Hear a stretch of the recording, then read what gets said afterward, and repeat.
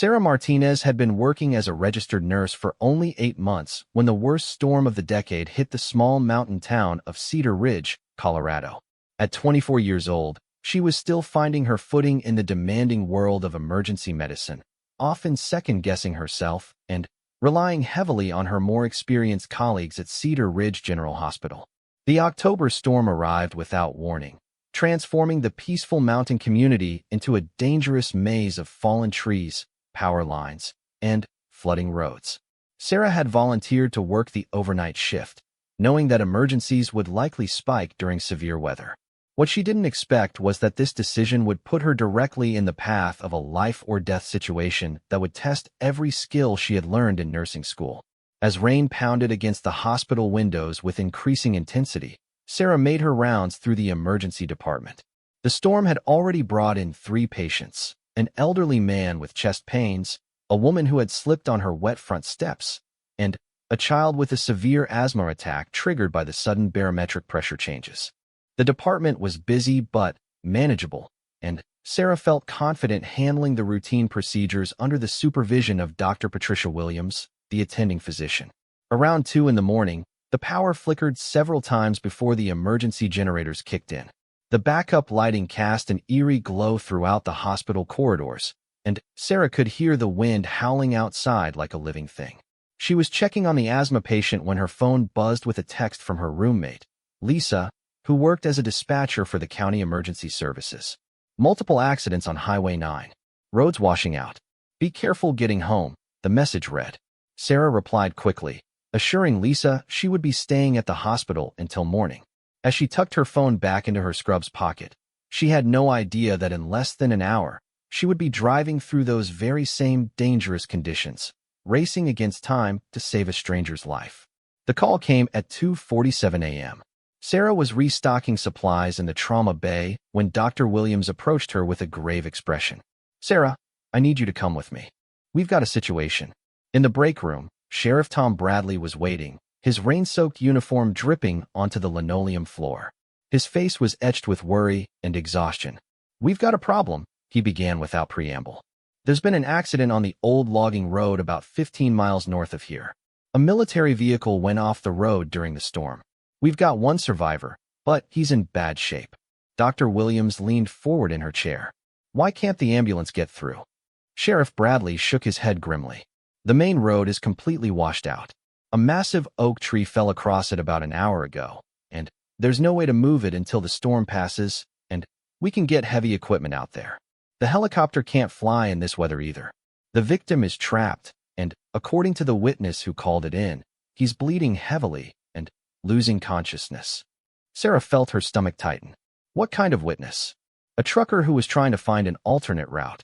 He's got CB radio contact, but he can't get his rig close enough to help. The only way to reach the accident site is through the old fire service road, and that's barely passable even in good weather. We need someone with medical training to go out there, and, frankly, you're the smallest person on staff tonight. Your car might be able to make it where our patrol vehicles can't." Dr. Williams immediately protested. "Absolutely not. Sarah's a rookie. She's not ready for field medicine, especially not in these conditions. I'll go myself." But Sheriff Bradley was already shaking his head. "Doc, with respect, your sedan won't make it up that mountain road, and neither will mine. Sarah's got that little all-wheel drive hatchback, doesn't she? That might be our only shot." Sarah's mind raced as she processed the request. The thought of driving alone through a dangerous storm to treat an unknown patient in the field terrified her. She had trained for emergency situations, but always within the controlled environment of a hospital. The idea of providing life-saving care with limited supplies and no backup support was overwhelming. "What kind of injuries are we talking about?" she asked, trying to keep her voice steady. Sheriff Bradley consulted his notes. "The witness says it looks like severe lacerations, possible head trauma, and significant blood loss. The victim was conscious when the trucker first spotted him, but that was over an hour ago." No response to shouting now. Dr. Williams turned to Sarah. "I can't order you to do this. It has to be your choice. But I have to tell you, it's incredibly dangerous. The roads are treacherous. You'd be working alone in primitive conditions, and there's no guarantee you'd even be able to help." Sarah closed her eyes and thought about why she had become a nurse in the first place. During her senior year of high school, her younger brother had been in a serious car accident. The emergency room nurse who had treated him, a woman named Janet Costa, had not only saved his life, but had also comforted Sarah's family during the most terrifying night of their lives. Janet had told Sarah that nursing wasn't just about medical procedures. It was about being willing to go where help was needed most. "I'll go," Sarah said quietly. "But I'll need supplies." Dr. Williams was already moving toward the medical storage area. "If you're doing this, we're going to make sure you're as prepared as possible. I'll put together a trauma kit with everything you might need: pressure bandages for supplies, pain medication, sutures, and emergency drugs." As Dr. Williams gathered medical supplies, Sheriff Bradley spread a topographical map across the break room table. "Here's the route you'll need to take," he said, tracing a winding path with his finger. "It's about 12 miles through rough terrain. The fire road connects with the logging road here, about half a mile from where the accident occurred. I'll give you my radio so you can stay in contact." Sarah studied the map, noting the steep elevation changes and sharp curves. The road would be muddy and potentially washed out in places. Her small car was capable, but she would need to drive carefully and be prepared for anything.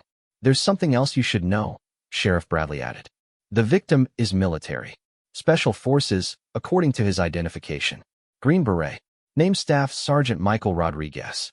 He was on leave, apparently driving back to base when the storm hit." The information made Sarah pause. She had heard about the mental and physical toughness of Special Forces soldiers, but she also knew they were human beings who could be just as vulnerable to injury as anyone else. If this man had survived whatever had caused the accident, he was probably fighting hard to stay alive. Dr. Williams returned with a large medical bag packed with emergency supplies. "I've included everything I can think of, but remember, your primary goal is to stabilize him for transport once the road's clear. Don't attempt any procedures you're not completely confident about. Sometimes the best medicine is simply stopping bleeding and maintaining airways." She handed Sarah a laminated card with emergency procedures written in concise steps. "This is a field medicine cheat sheet. It covers the basics of trauma care in non-hospital settings. Keep it with you." Sarah tucked the card into her pocket alongside the radio Sheriff Bradley had given her. She was already mentally preparing for what she might find at the accident site. Head trauma could mean anything from a simple concussion to life-threatening brain injury. Severe lacerations might require immediate sutures to prevent blood loss. And if the patient had been unconscious for over an hour, time was becoming critical. "One more thing," Dr. Williams said as Sarah headed toward the exit. "Trust your training. You know more than you think you do, and your instincts are good. Don't second-guess yourself out there." Sarah nodded, shouldering the medical bag and pulling on a rain jacket. As she walked toward the hospital parking garage, she could hear the storm raging outside with renewed intensity. Thunder crashed overhead, and lightning briefly illuminated the parking lot in stark white light. Her car, a red Honda CR-V that had belonged to her grandmother, sat waiting in the employee section. Sarah had always been grateful for the vehicle's reliability and all-wheel drive capability, but tonight it would be put to the ultimate test. She loaded the medical supplies into the back seat, positioned the radio on the dashboard, and took a deep breath. The drive through town was already challenging. Main Street was flooded in several places, and debris from fallen trees forced her to navigate carefully around obstacles. As she reached the outskirts of Cedar Ridge and began the ascent into the mountains, the conditions deteriorated rapidly. The fire service road was exactly as treacherous as Sheriff Bradley had warned. What was normally a dirt track barely wide enough for one vehicle had become a muddy, rock-strewn obstacle course. Sarah engaged the all-wheel drive and reduced her speed to a crawl, feeling the car slip and slide on the steep inclines.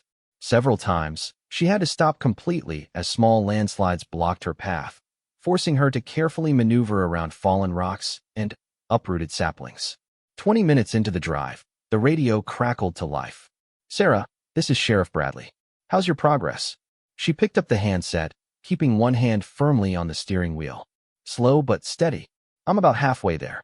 The road is pretty torn up, but the car is handling it." "Copy that. Be advised, The trucker reports no movement from the victim in the last 30 minutes. You need to know that time is critical. The sheriff's words sent a chill through Sarah that had nothing to do with the storm. If the patient had been unconscious for nearly 2 hours now, he could be slipping into shock or worse. She pressed the accelerator slightly, accepting a little more risk in exchange for speed. The logging road intersection appeared in her headlights like a gateway to another world. The main logging road was wider and in better condition than the fire service track, but it was also completely exposed to the full fury of the storm. Rain hammered her windshield so hard that even with the wipers on maximum speed, visibility was limited to just a few yards ahead. Sarah followed the road as it curved through dense forest, watching for any sign of the accident. The trees provided some protection from the wind, but they also created new hazards as branches broke loose and crashed down around her. She drove with her heart pounding, knowing that around any curve she might find the scene that would test everything she had learned about emergency medicine. The headlights picked up something unusual ahead, tire tracks that veered sharply off the road and disappeared into the darkness beyond the tree line. Sarah pulled over and grabbed a flashlight from her emergency kit. This had to be the accident site. As she stepped out of her car, the full force of the storm hit her. Rain immediately soaked through her jacket, and the wind nearly knocked her off balance. She fought her way toward the tree line, following the tire tracks with her flashlight beam. What she found made her gasp. About 30 yards down a steep embankment, a military Humvee lay on its side against a massive pine tree. The vehicle's front end was crumpled, and glass from the shattered windows sparkled in her flashlight beam like scattered diamonds. But, more importantly, she could see a figure slumped against the wreckage, motionless in the rain. Sarah grabbed the medical bag and began the treacherous descent down the muddy slope, using trees and rocks to steady herself. With each step closer to the wreck, she could see more clearly the extent of the situation she was about to face. This would be the most challenging case of her young medical career, and she would be facing it completely alone in one of the worst storms in decades. As she reached the bottom of the embankment, her flashlight beam fell on the injured soldier, and Sarah realized that everything she had learned about emergency medicine was about to be put to the ultimate test. Staff Sergeant Michael Rodriguez was barely conscious when Sarah reached him, his camouflage uniform soaked with rain and blood.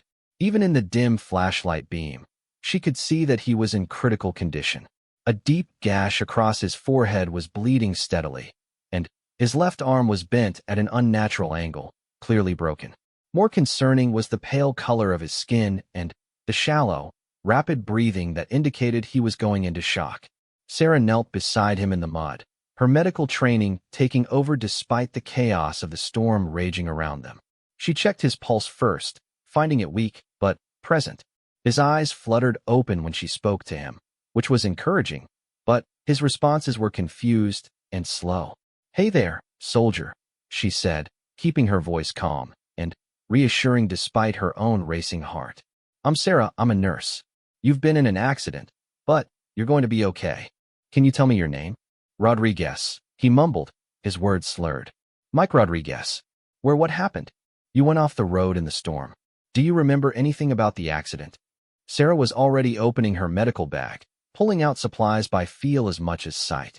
The flashlight beam wavered in the wind, making it difficult to see clearly.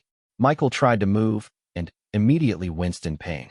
"The tree came down right in front of me. Had to swerve. Couldn't stop in time." His voice was getting weaker, and Sarah could see that talking was exhausting him. She needed to work fast. The head wound was bleeding heavily, but it wasn't immediately life-threatening. The broken arm was serious but stable. What worried her most was the possibility of internal injuries and the onset of shock. His blood pressure was dropping, and in these conditions, that could become fatal quickly. "I'm going to take care of you, Mike, but I need you to stay with me, okay? Keep talking to me. Tell me about yourself. Are you married? Got family?" As she talked, Sarah was working to stop the bleeding from the head wound. She cleaned it as best she could with antiseptic wipes and applied pressure bandages. The cut was deep and would definitely need stitches, but the bleeding was beginning to slow. "Sister," Michael whispered. "My sister Elena. She's getting married next month. I was driving back to base, needed to request leave for the wedding. Sarah smiled, even though she knew he probably couldn't see her clearly. That's great. What's she like? She's amazing. Smart. She's a teacher. Always worried about me when I'm deployed. His voice was fading, and Sarah could see his eyes starting to close. Hey, Mike, stay with me. Tell me more about Elena's wedding. Where's it going to be? But Michael was losing consciousness again. Sarah checked his pulse and found it even weaker than before. She needed to start in 4 to get fluids into him, but the storm was making everything incredibly difficult. Rain was washing her supplies away as fast as she could pull them out, and the wind kept extinguishing her flashlight beam. That's when Sarah remembered something from her emergency training that seemed almost too simple to work. During a lecture on field medicine, her instructor had mentioned that in extreme conditions, sometimes the most basic solutions were the most effective. She looked around the accident site and spotted something that gave her an idea. The shattered windows of the Humvee had left pieces of safety glass scattered all around the wreckage. Unlike regular glass, safety glass breaks into small, relatively safe pieces that aren't sharp enough to cause serious cuts. But they were reflective, and Sarah realized she could use them to create a makeshift shelter and improve her lighting situation. Working quickly, she gathered several of the larger pieces of safety glass and arranged them around Michael's body to create a windbreak. The glass panels redirected her flashlight beam, creating a pool of steadier light that made it much easier to see what she was doing. More importantly, the improvised shelter blocked most of the rain and wind, giving her a more controlled environment to work in. Okay, Mike, I'm going to start in 4 now, she said, even though he appeared unconscious. This is going to help get your blood pressure back up. Finding a vein in the dim light was challenging, but Sarah's hands were steady despite the adrenaline coursing through her system. She had practiced this procedure hundreds of times during her training, and muscle memory took over. The 4 went in smoothly on her first attempt, and she quickly connected a bag of normal saline solution. As the fluids began flowing into Michael's system, Sarah could see some color returning to his face. His breathing became slightly stronger, and his pulse improved marginally. It was a small victory, but in these circumstances, every improvement mattered. Next, she needed to address the broken arm. From her assessment, it appeared to be a clean break of the radius, painful, but not immediately dangerous. However, if Michael regained consciousness and tried to move, the bone fragments could cause additional damage. Sarah improvised a splint using medical gauze and a straight piece of metal she found among the wreckage, carefully immobilizing the arm. The head wound required more attention. Now that she had better lighting and protection from the storm, Sarah could see that the cut was deeper than she had initially thought. It would definitely require sutures, and she couldn't wait for transport to the hospital. If the wound reopened, the blood loss could be severe. Sarah had performed sutures before, but only in the controlled environment of the hospital under supervision. Doing them in the field, in a storm, on a patient who was barely conscious, was far beyond anything she had experienced. But she also knew that sometimes there was no choice but to push beyond your comfort zone. She prepared the suture kit, sterilizing the needle and thread as best she could under the circumstances. Mike, I need to stitch up your head wound. I'm going to give you some local anesthetic first, but this might still be uncomfortable. Michael's eyes opened slightly at the sound of her voice. Do what you need to do, he whispered. I trust you. Those 4 words hit Sarah harder than anything else that had happened that night. This man, this trained soldier who had probably faced combat situations she couldn't even imagine, was putting his life in her hands. The weight of that responsibility was overwhelming, but it also gave her a clarity of purpose she had never felt before. The sutures took nearly 20 minutes to complete. Sarah worked carefully, making sure each stitch was properly placed and secured. Her hands were cold and wet, making the delicate work even more challenging, but she persevered. By the time she finished, the wound was closed and the bleeding had stopped completely. Looking good, soldier, she told Michael. You're going to have a scar, but it'll make you look distinguished. Michael managed a weak smile. Elena's going to kill me if I show up to her wedding looking like I went 10 rounds with a tree. Sarah laughed despite the seriousness of the situation. I think she'll just be happy you're alive to walk her down the aisle. Not walking her down the aisle, Michael corrected. She asked me to be her man of honor. She says I'm the most important person in her life, and she wants me standing beside her when she gets married. The radio crackled to life from Sarah's jacket pocket. She pulled it out, grateful for the contact with the outside world. "This is Sarah. I'm with the patient." Sheriff Bradley's voice was full of relief. "Thank God. What's his status?" "Conscious and stable for now. I've got him on 4 fluids, sutured a head wound, and splinted a broken arm. But he needs to get to a hospital for proper treatment." "How much longer before the road's clear?" "That's the problem," the sheriff replied. "The storm is getting worse, not better. The main road is completely blocked now, and we're getting reports of washouts on several other routes. It could be morning before we can get an ambulance through, maybe longer." Sarah felt her heart sink. Morning was still 5 hours away, and Michael's condition, while stabilized, was far from secure. He needed blood work, x-rays, and possibly surgery. Most importantly, he needed to be in a controlled environment where any complications could be addressed immediately. "Is there any other way?" she asked. "What about airlifting him out once the storm passes?" "The helicopter crew is standing by, but they can't fly until wind speeds drop below 40 miles per hour. Right now we're seeing gusts up to 70. Sarah looked at Michael, who was listening to the radio conversation with growing concern in his eyes. She made a decision that surprised even herself. "Then, we wait," she said firmly. "I'll stay with him and monitor his condition. If anything changes, I'll radio immediately." "Sarah," Sheriff Bradley's voice was grave. "You're talking about spending the rest of the night in the middle of a storm with a critically injured patient and limited supplies. That's incredibly dangerous. More dangerous than leaving him alone." Sarah shot back. "He's stable now, but that could change quickly. If his condition deteriorates, minutes could make the difference between life and death." Dr. Williams had apparently joined the radio conversation because Sarah heard her familiar voice break in. "Sarah, I need to know honestly. Do you feel confident in your ability to monitor his condition and recognize any changes that might require immediate intervention?" Sarah took a deep breath, thinking about everything she had accomplished in the last hour. She had successfully treated severe trauma in conditions that would challenge even experienced paramedics. More importantly, she had kept her patient stable and conscious. "Yes," she said, "I can do this." "Then, we'll support you however we can. I'll stay on the radio to provide guidance if you need it. And Sarah, you're doing an incredible job out there." The words gave Sarah a boost of confidence, but she knew the real test was still ahead. Keeping Michael stable for the next several hours would require constant vigilance and quick thinking if complications arose. She settled in beside her patient, using her body to help shield him from the wind and rain.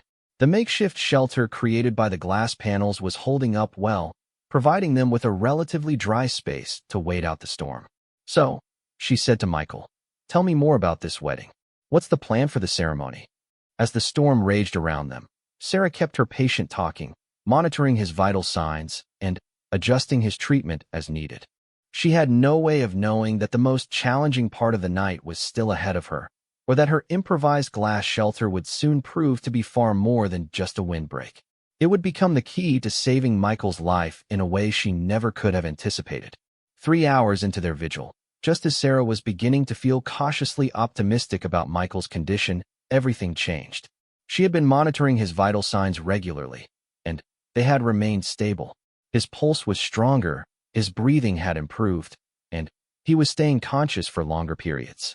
They had been talking about his family, his military service, and Elena's upcoming wedding, and Sarah felt like they had established a good rapport. Then, around 6 a.m., Michael suddenly gripped her arm with surprising strength. "Sarah," he gasped, his voice tight with pain. "Something's wrong. My chest. I can't breathe right." Sarah immediately went into assessment mode. She checked his pulse and found it rapid and irregular. His breathing was becoming shallow and labored, and she could see a new pallor spreading across his face. Most alarmingly, he was beginning to sweat profusely despite the cold temperature. "Where exactly does it hurt?" she asked, keeping her voice calm while her mind raced through possible complications. "Right side," Michael managed to say between difficult breaths. "Sharp pain, getting worse.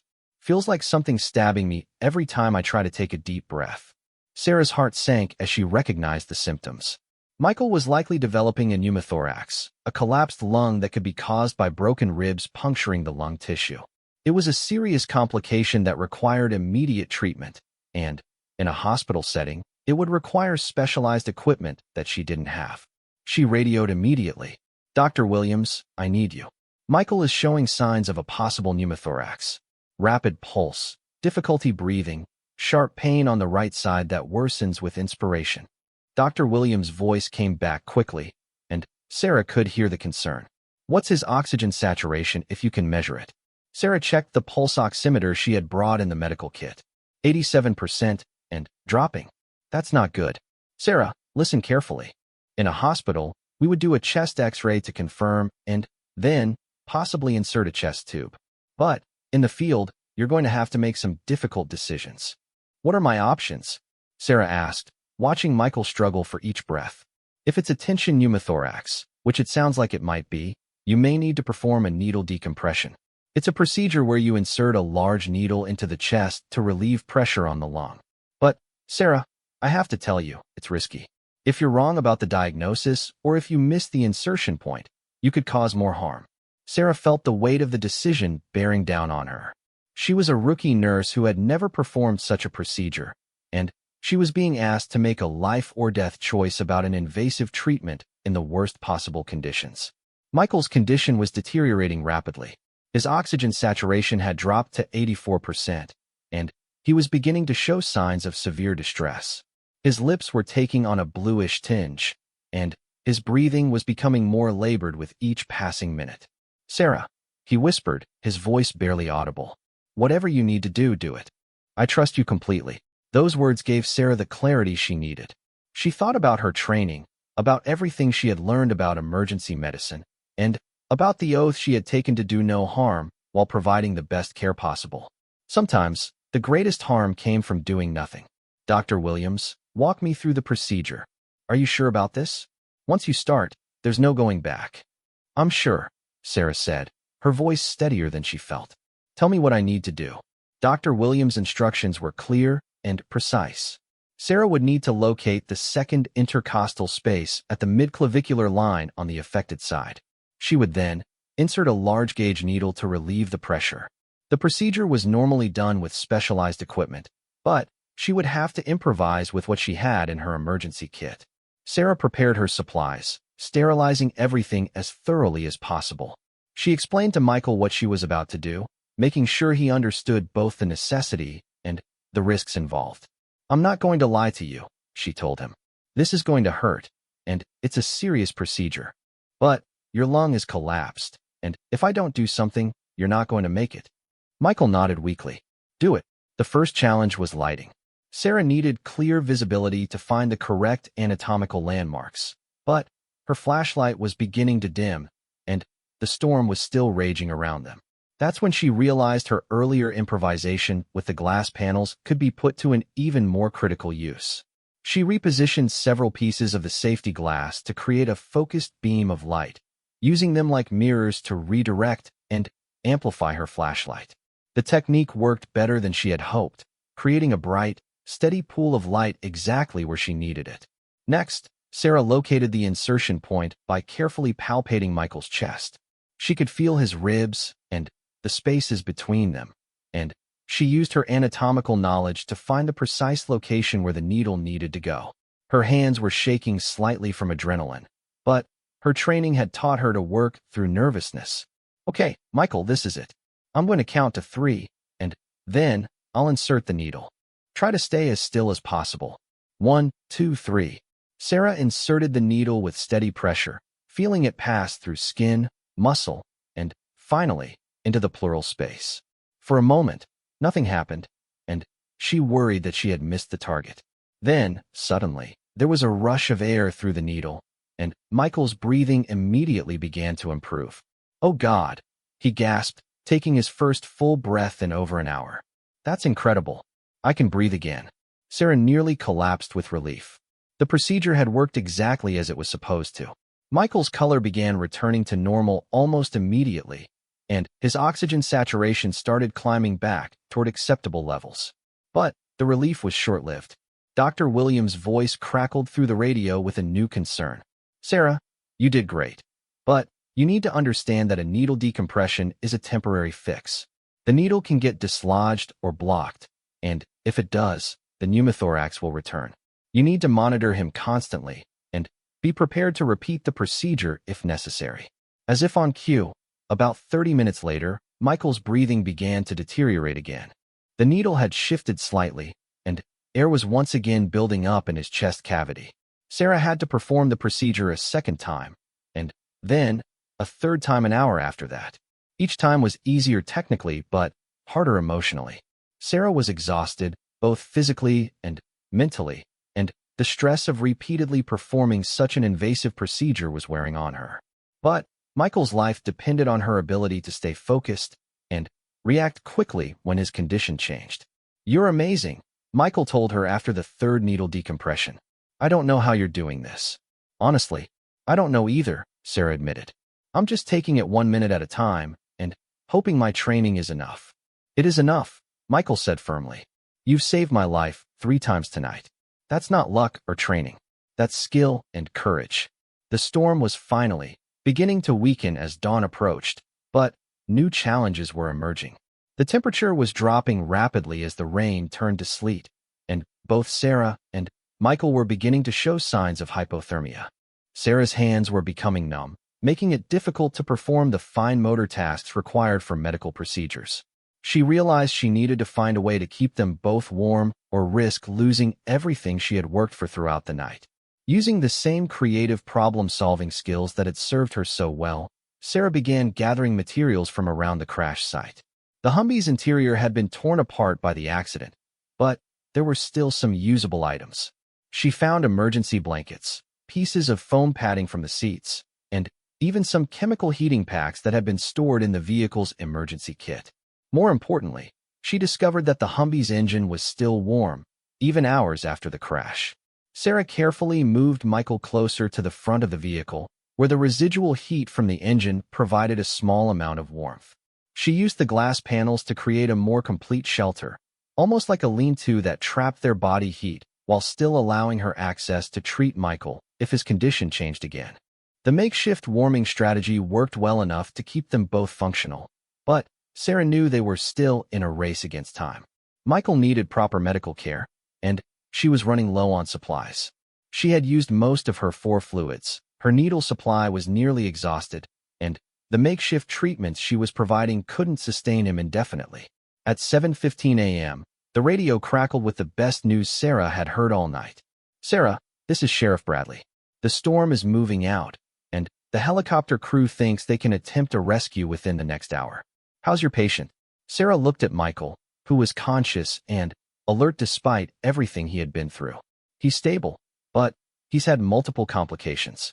We need that helicopter as soon as possible. They're prepping now. Can you signal your location?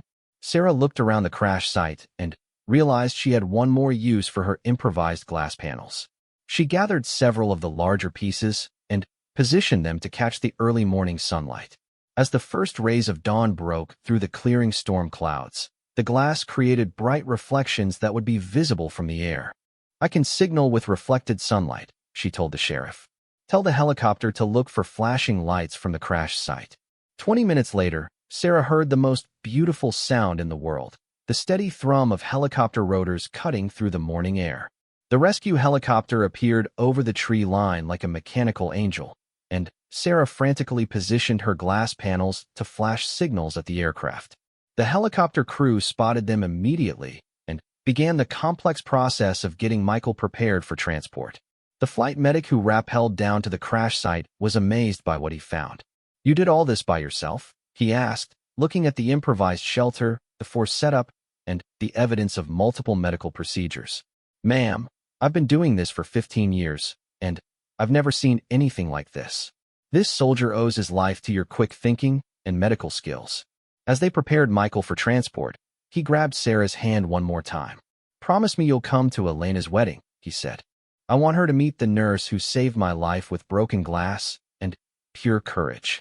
Sarah smiled, finally, allowing herself to feel the exhaustion and emotion of the long night.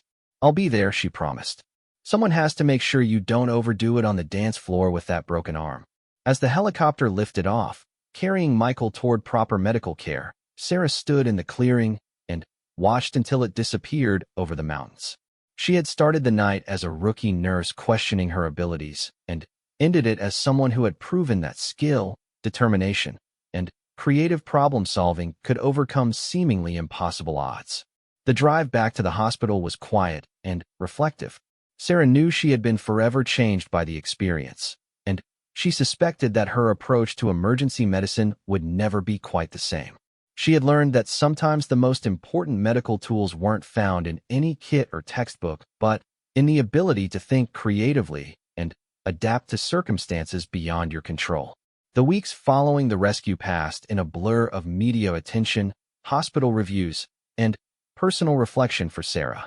The story of the rookie nurse who saved a Green Beret's life using broken glass and field medicine had captured the imagination of people across the country. News outlets wanted interviews, medical journals requested detailed accounts of her procedures, and nursing schools invited her to speak about emergency care innovation. But, for Sarah, the most important moment came 3 weeks after the rescue when she received a phone call from Michael Rodriguez himself. "Sarah, it's Mike. I'm calling from Walter Reed Medical Center. I wanted you to know that the doctors here say you saved my life in more ways than one. The pneumothorax you treated would have killed me within an hour if you hadn't acted when you did." Sarah felt a wave of relief and validation. Despite all the positive feedback she had received, a small part of her had worried that she might have made mistakes in the field that could have caused complications later. "How are you feeling?" she asked. "Are you going to make a full recovery?" "Better than full," Michael laughed. "The arm is healing perfectly, the head wound left barely a scar, and my lung function is completely normal. The doctor who reviewed your field notes said your needle decompression technique was textbook perfect. He couldn't believe you performed it in those conditions." Sarah smiled, remembering the terror and uncertainty she had felt during those critical moments. "I couldn't believe I was doing it either. How's Elena? Is she still planning to go through with having you as her man of honor?" "Actually, that's why I'm calling. The wedding is next weekend, and Elena insists that you have to be there. She says anyone brave enough to save her brother's life in the middle of a storm automatically becomes family. Will you come?" Sarah didn't hesitate. "Of course. I'd be honored." The wedding was held at a small church in Michael's hometown of Santa Fe, New Mexico. Sarah flew down on Friday evening and was immediately swept into the warm embrace of the Rodriguez family. Elena turned out to be everything Michael had described: intelligent, caring, and possessing an infectious joy that lit up every room she entered. "I can never thank you enough for what you did," Elena told Sarah during the rehearsal dinner. "Mike is the most important person in my life. Our parents died when I was 16 and he was 18, and he basically raised me while he was starting his military career. I couldn't imagine getting married without him there." The wedding ceremony itself was beautiful and emotional. Sarah watched from the congregation as Michael, his arms still in a cast but otherwise looking completely healthy, stood beside his sister as she married her longtime boyfriend, David. When the priest asked if anyone had any reason why the couple should not be wed, Michael jokingly raised his good hand and said, "Yes, I object to not being the first person to dance with my sister," drawing laughter from the entire congregation. During the reception, Michael sought out Sarah for a private conversation. They stepped outside onto the church's garden patio, where string lights created a warm, intimate atmosphere. "I've been thinking a lot about that night," he began. "Not just about the medical stuff you did, but about everything. You could have stayed at the hospital where it was safe. You could have waited for backup or better conditions. But you didn't. You drove out into a storm to help someone you'd never met." Sarah shook her head. "Any nurse would have done the same thing." "No," Michael said firmly. "They wouldn't have. I've been in combat situations where trained medics freeze under pressure. What you did required not just medical knowledge, but courage, creativity, and an absolute refusal to give up. Those aren't things you can teach in nursing school." He pulled something out of his jacket pocket and handed it to Sarah. It was a small wooden box with her name engraved on the lid. "This is from my unit," Michael explained. "It's a challenge coin, but it's special. This particular coin is only given to people who have saved the life of a Special Forces soldier under extraordinary circumstances. You're the first civilian to receive one." Sarah opened the box and found a beautiful bronze coin with the green beret insignia on one side and her name and the date of the rescue on the other. She was surprised to find herself getting emotional as she held it. "There's something else," Michael continued. "I've been talking to some people in the military medical community about what you did that night. Your use of improvised equipment and creative problem-solving in field conditions has generated a lot of interest. Would you be open to consulting on emergency medicine protocols for combat medics?" Sarah was stunned. "You want me to train military medics?" "Mike, I'm just a nurse with 8 months of experience. You're a nurse who saved a life using broken glass and pure determination," he corrected. "That's exactly the kind of thinking we need to teach our medics. Sometimes the difference between life and death isn't having the right equipment. It's knowing how to make the wrong equipment work." The offer led to a completely new career path for Sarah. She began working part-time as a consultant for military medical training programs, developing courses on improvised field medicine and emergency care in extreme conditions. Her techniques for using reflective materials to improve lighting and create shelter were incorporated into official training manuals. Back at Cedar Ridge General Hospital, Sarah found that her confidence and skills had been transformed by the experience. Dr. Williams noticed the change immediately. "You're different," she told Sarah one day as they worked together in the emergency department. "More decisive, more confident. You trust your instincts now." Sarah thought about the observation as she worked through her shift. Dr. Williams was right. The night she spent saving Michael's life had taught her that she was capable of far more than she had ever imagined. She no longer second-guessed herself or hesitated when faced with difficult decisions. 6 months later, Sarah received an unexpected visitor at the hospital. A young woman in military fatigues approached the nurse's station and asked to speak with her. "Are you Nurse Martinez? The one who saved Staff Sergeant Rodriguez?" "Yes," Sarah replied, curious about what this visit might be about. "I'm Specialist Jennifer Thompson. I'm a combat medic, and I just completed the field medicine course that you helped develop. Last month, my unit was deployed to a remote area where we had limited medical supplies. One of my soldiers was injured by an IED, and the regular evacuation route was blocked." Sarah felt her heart rate increase, recognizing the beginning of a story that sounded familiar. "I remembered the techniques you taught about using reflective materials and improvised shelter. I was able to create a sterile environment using pieces of metal from our damaged vehicle and provide emergency surgery that saved my soldier's life. The techniques you developed from that night with Sergeant Rodriguez have now saved another life." Sarah was overwhelmed by the realization that her experience during the storm had created a ripple effect, leading to innovations that were saving lives around the world. The broken glass trick that had seemed so simple in the moment had become part of official medical training.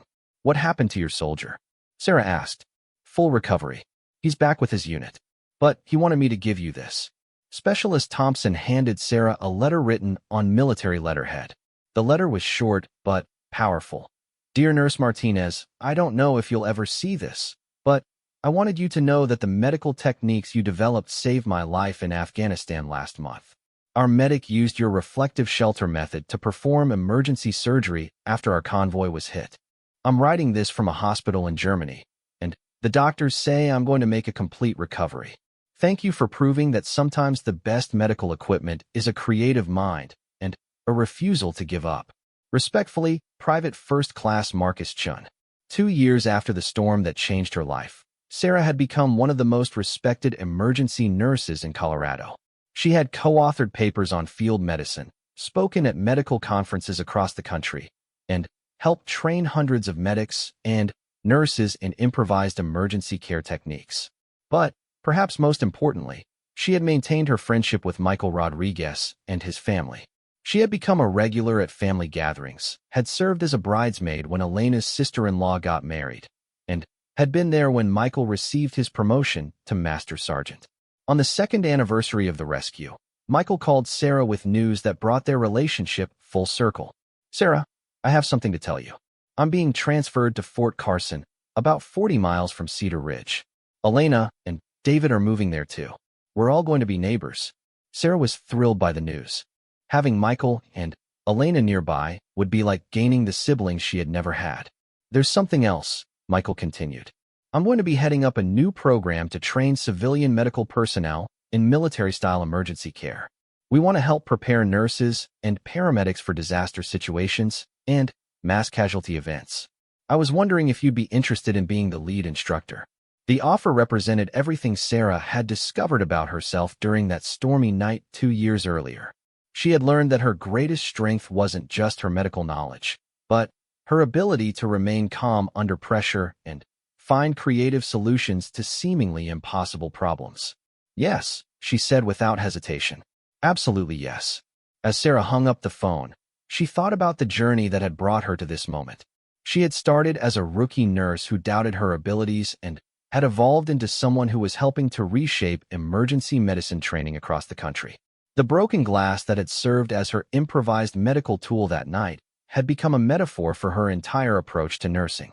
Sometimes the most effective solutions weren't the ones you learned from textbooks, but the ones you created by looking at familiar problems from completely new angles. Sarah kept the challenge coin Michael had given her on her desk at work, and whenever she faced a difficult case or felt overwhelmed by the challenges of emergency medicine, she would look at it and remember that night in the storm. She would remember that courage wasn't the absence of fear, but the willingness to act despite fear. She would remember that sometimes the difference between life and death was nothing more than refusing to give up and being willing to try something that had never been tried before. The rookie nurse who had driven into a storm 2 years earlier no longer existed. In her place stood a confident, innovative medical professional who understood that the best medicine was often a combination of knowledge, creativity, and an unshakable commitment to saving lives. Sarah had learned that being a nurse wasn't just about following protocols and procedures. It was about being willing to adapt, improvise, and find a way to help no matter what obstacles stood in the way.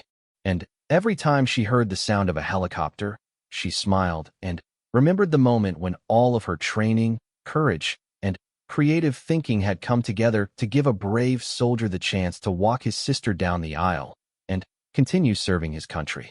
It was a reminder that sometimes the most important moments in a medical career don't happen in operating rooms or intensive care units, but in the middle of a storm with nothing but broken glass, determination, and the absolute refusal to let someone die on your watch.